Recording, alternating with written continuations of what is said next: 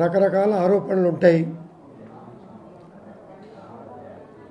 వాస్తవాలు తెలుసుకోకుండా కొంతమంది మాట్లాడుతూ ఉంటారు. ఒక పార్టీ శాసనసభ్యులు ఆరోపణలు చేసుకుంటే వాస్తవాలు గమనించుకోలేని వాళ్ళని క్రమశిక్షణ కలిగిన 10 సంవత్సరాల శాసనసభ్యుడిగా కేసీఆర్ గారి ఆధ్వర్యంలో ఒక్కరోజు కూడా పొల్లెత్తి మాట్లాడని,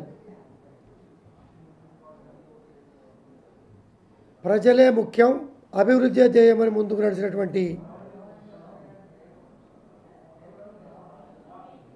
శాసనసభ్యుడిని పలు రకాలుగా రెచ్చగొట్టి 1కి 4 సార్లు సమాధానం చెప్పాల్సిన అవసరం వచ్చింది. 11 గంటలకి నీ ఇంటికి వస్తా అని మీడియా రూపంలో, పత్రికా రూపంలో, సోలింగ్ రూపంలో నాకు తెలియజేశారు. నా పార్టీ కానీ, నా పార్టీ అధ్యక్షులు కానీ ఎవరు నాకు చెప్పలే. ఒక ఫస్ట్ టైం 10 నెలల నాడు శాసనసభ్యుడైన శాసనసభ్యుడు, ఎక్స్ కాంగ్రెస్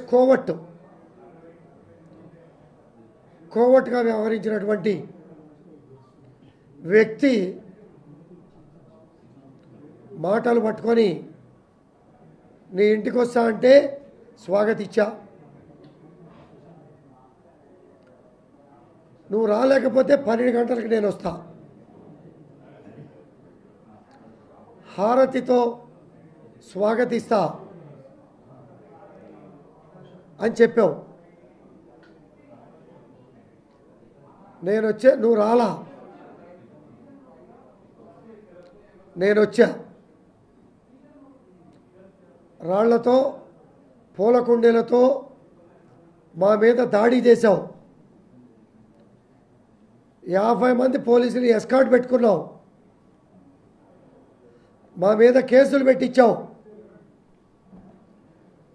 వాస్తవాలు, విజువల్స్ పెట్టి నేను కేసు పెడితే కనీసం కేసు తీసుకోలే. మమ్మల్ని 6 గంటల పాటు నిర్బంధించారు పోలీస్ స్టేషన్లలో.